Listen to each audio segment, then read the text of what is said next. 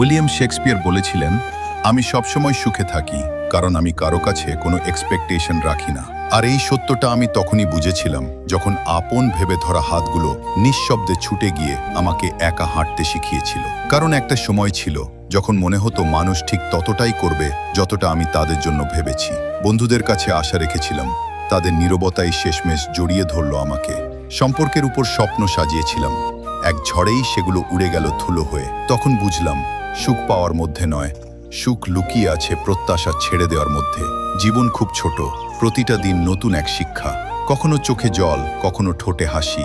জীবন তার আলো অন্ধকারে আমাদের নতুন করে চিনতে শেখায়। তাই বলার আগে একটু শুনে নাও, খরচ করার আগে একটু গুনে নাও, ঘৃণা করার আগে ভালোবাসাকে বেছে নাও, কাউকে কষ্ট দেওয়ার আগে নিজে অনুভব করে দেখো, হাল ছাড়ার আগে শেষবার চেষ্টা করো, আর মরার আগে সত্যিকার অর্থে বেঁচে নাও।